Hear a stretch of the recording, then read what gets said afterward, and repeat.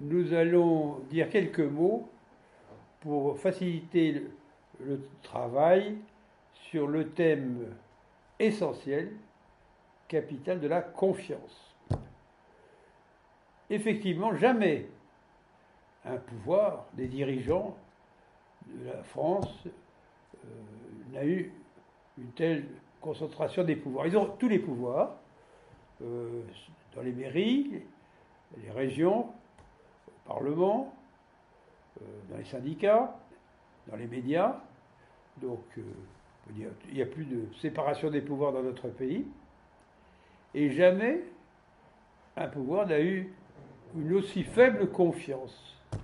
De l'ordre, je ne sais pas, d'après les derniers sondages, 1 Français sur 10. Alors, ça nous met dans une situation qui mérite réflexion. La réflexion est la suivante.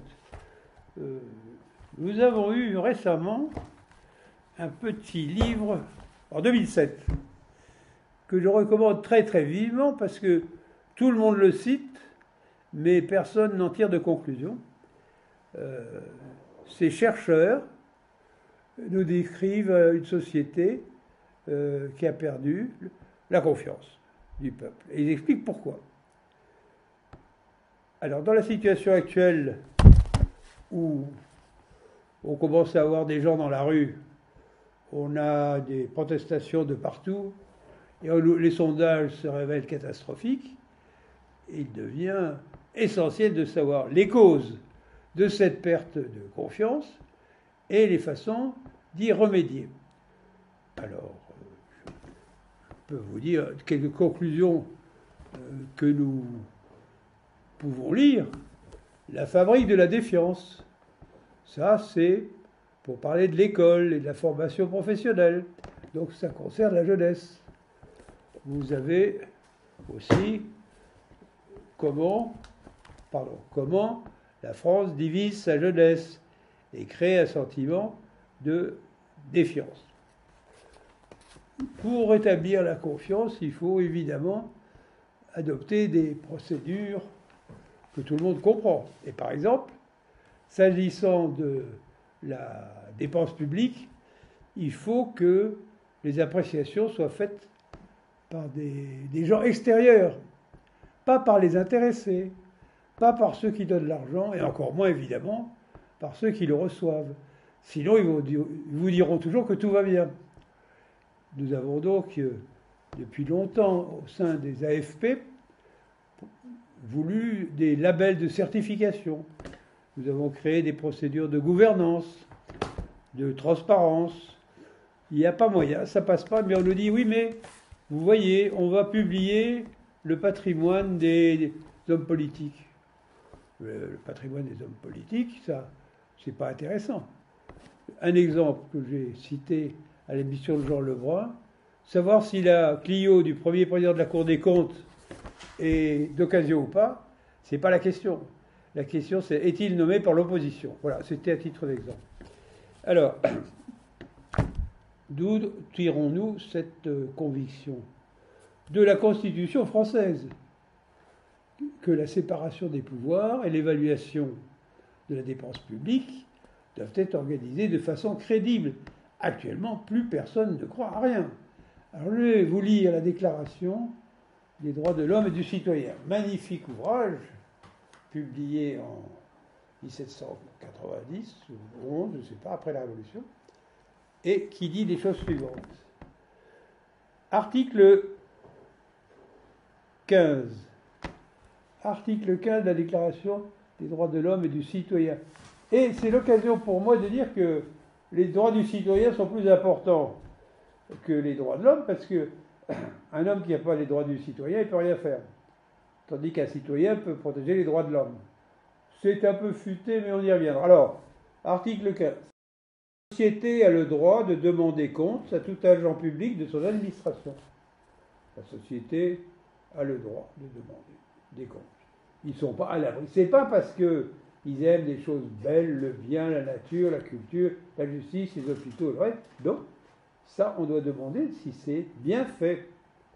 Il ne faut pas s'interroger sur le but, sur les intentions, il faut s'interroger sur les procédures. Article 16, écoutez bien. toute société dans laquelle la garantie des droits n'est pas assurée, ça c'est outro, pas de garantie des droits. On l'a vu après, le mur des cons et toutes ces choses. Et puis le dernier malheureux qui a été condamné à 20 ans 2 fois de suite. Toute société dans laquelle la garantie des droits n'est pas assurée, ni la séparation des pouvoirs déterminée, n'a point de constitution. Par conséquent, tout ce qui concerne la transparence nous interroge et doit faire l'objet de notre réflexion. Et j'en vais prendre quelques exemples dans quelques ouvrages que je vous recommande vivement. Ça, c'est un livre clé, parce que après une catastrophe exceptionnelle, unique dans notre histoire, la défaite de 1900, ce professeur magnifique, ce très grand historien, Marc Bloch, écrit « Quand arrive quelque chose de ce genre, on s'assoit autour de la table, on se demande ce qui s'est passé, en quoi on est chacun responsable et non pas les autres, et on prend ensemble les mesures nécessaires pour s'en sortir. » Eh bien, nous avons eu une catastrophe, nous sommes devant une catastrophe épouvantable, nous sommes au bord, je ne sais pas de quoi, peut-être pas de la guerre civile, mais en tout cas d'une perte totale de confiance du pouvoir, et on ne se réunit pas. Donc, l'étrange défaite. D'autant qu'à un moment, Marc Bloch dit les Bourbons, la monarchie, l'Ancien Régime a explosé parce qu'elle n'a pas voulu consulter le peuple pour faire voter les impôts. Elle était dans une situation où les prêteurs européens refusaient de prêter, et ça a été la Bastille.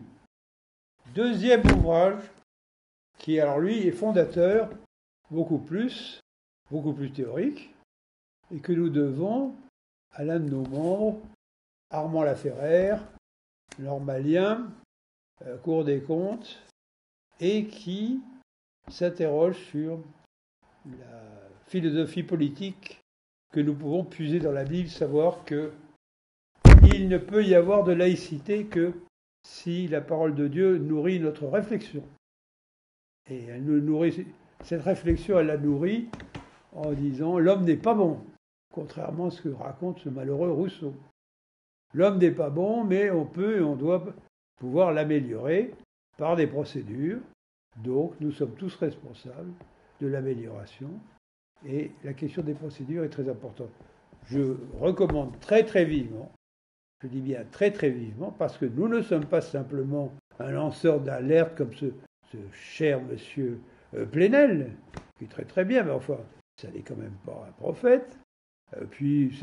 Bref, j'abrège, mais nous fondons notre action et notre réflexion sur la lecture de la Bible. J'y reviens. C'est ça l'originalité du lanceur d'alerte protestant que sont devenus les associations familiales protestantes.